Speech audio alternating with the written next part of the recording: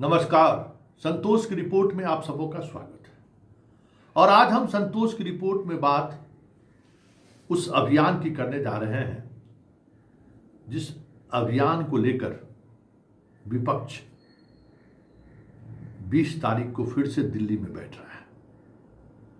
हम बात गहन मतदाता पुनरीक्षण की कर रहे हैं। उस पुनरीक्षण की कर रहे हैं जिसको लेकर विपक्ष को ये आशंका है कि चुनाव आयोग बीजेपी के आयोग की तरह काम कर रहा है। चुनाव आयोग दलित, पिछड़ा और अल्पसंख्यक वोटर को निशाना बना रहा है।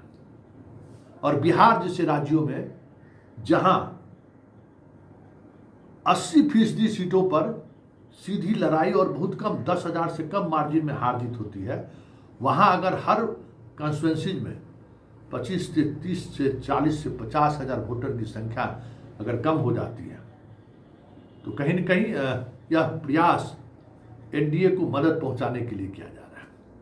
ये सीधे सीधे तौर पर विपक्ष का ये आरोप है।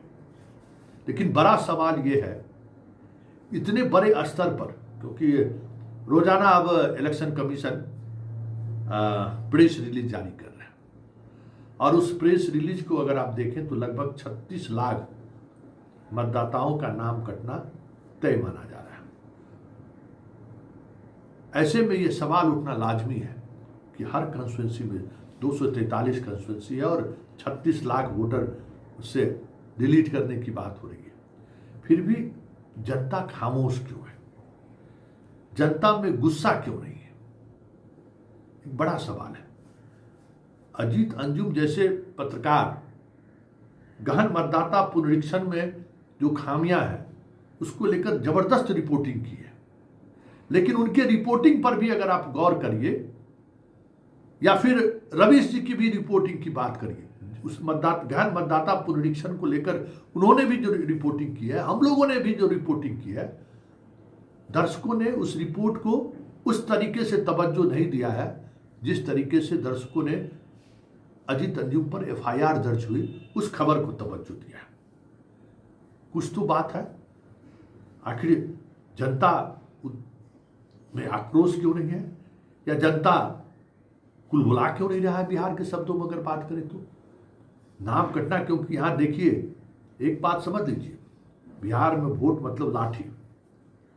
ग्रामीण परिवेश में आज भी जिसके घर जितना वोट है वो उतना मजबूत माना जाता है, क्योंकि राजनीतिक रूप से बिहार की सजगता ग्रामीण स्तर पर है।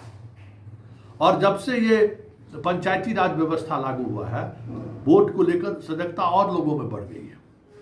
वोट के अधिकार की समझ उन्हें है और हर एक वोट की कीमत वो समझते हैं। इसलिए आप उनका नाम काटिएगा तो महाभारत हो जाएगा। लेकिन महाभारत क्यों नहीं हो रहा है? मतदाता चुप क्यों है? आज यही मेरा सवाल है। और इन्हीं सवालों के सहारे हम उन सवालों को भी टटोल रहे हैं कि चुनाव आयोग की जो मंशा है, वो मंशा और जो कुछ भी ग्रामीण स्तर पर हो रहा है उसमें एक बड़ा फर्क है। जितने तरीके की कागजात इलेक्शन कमीशन मांग रही है, हमें लगता है कि बहुत कम ऐसे वोटर होंगे जो उस 11 में से कोई कागजात दिए हो, क्योंकि बीएलओ आधार कार्ड भी ले रहा है, राशन कार्ड भी ले रहा है, वोटर कार्ड भी ले रहा है। बीएलओ के स्तर पर कोई विरोध नहीं है कि हम ये नहीं लेंगे। बीएलओ के स्तर पर नाम काटने को लेकर वो एग्रेशन भी नहीं दिख रहा है। तोहर बेटा पंजाब में छो, अच्छा ठीक है, ला न ओकर दस्तखत कर दे छियो।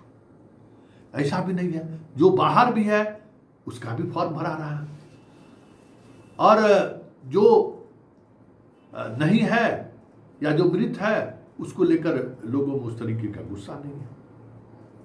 लेकिन खेला होगा ऐसा अंदेशा विपक्ष को है। एक बात तो तय है कि इस पुनरीक्षण के पहले चरण में विपक्ष की अगर भूमिका की बात करें तो जिस तरीके से प्रदेश स्तर पर और राष्ट्रीय फलक पर कांग्रेस ने इस अभियान को जन जन तक पहुंचाने की कोशिश की है। अगर बिहार की पॉलिटिकल पार्टी, खास करके राजद, जिनका सबसे ज़्यादा कार्यकर्ता बेस पार्टी है, कार्यकर्ता हर गांव में उनका कार्यकर्ता है, अगर वो मजबूती से डटे रहते तो पहले चरण में ही बहुत सारी चीज़ें सामने आ जाती। ये मैं कह सकता हूं कि पहला चरण जो मतदाता के माध्यम से जो फॉर्म भराया गया है, उसमें बीजेपी के कार्यकर्ता कहीं कहीं देखे भी गए। BLA उसका नाम दिया है, बूथ लेवल जो एजेंट हैं पॉलिटिकल पार्टी के, उनको रहना है। बीजेपी के एक दो जगह एजेंट मिल भी गए। कई जगह आपको एक वीडियो भी वायरल हुआ जिसको कांग्रेस भी शेयर किया और तेजस्वी भी शेयर किया है। ये ठीक, आप नैरेटिव सेट करते रहिए, लेकिन आप दोनों का कार्यकर्ता कहीं नहीं दिखा है कि बूथ लेवल एजेंट आपका जो है कहीं किसी BLO के साथ दिखाई नहीं दिया है, जितने जगहों पर हमने घूमा है। लेकिन जो आने वाले समय में जो सबसे बड़ी बात होने जा रही है, जिस पर पॉलिटिकल पार्टी को खास ध्यान रख देने की जरूरत है, क्योंकि इस चरण में तो बहुत कम गुंजाइश, मतलब इलेक्शन कमीशन ने दिया लोगों के आक्रोश को भड़क के ऐसा उसकी गुंजाइश उन्होंने नहीं दी। कुछ भी दिया लोगों ने स्वीकार कर लिया, जो बाहर है उसके फॉर्म को भी स्वीकार कर लिया, अपलोड कर दिया। अब असल